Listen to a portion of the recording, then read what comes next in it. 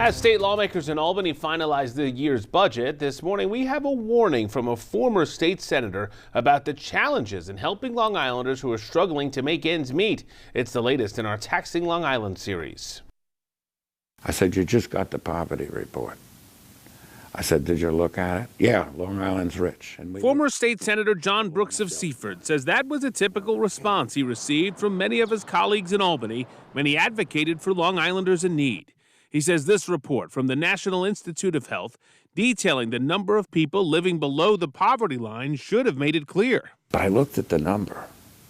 It's a pretty big number. The report finds that in Nassau County, just 5.3% of residents are living below the poverty line. That's the lowest in the state.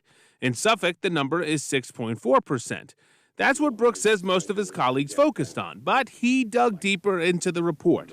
Those relatively low percentages still translate to Nassau having more than 72,000 people living below the poverty line. In Suffolk, the number is more than 95,000.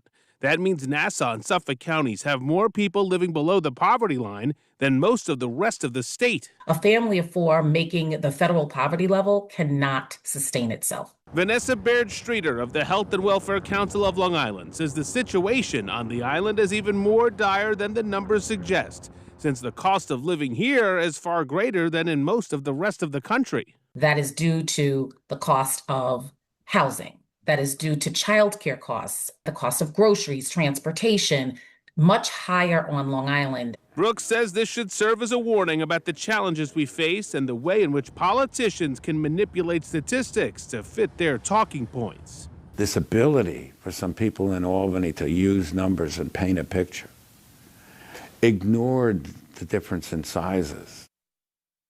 Now, if you'd like to see that data for yourself from the National Institute of Health, we have it on our website, news12.com. Every week, we're going to continue to tackle the issues that bother you most and help you look for solutions to what's making life on Long Island so taxing. Watch News 12 on Tuesdays and Thursdays, starting at 5 a.m. for more of our Taxing Long Island series.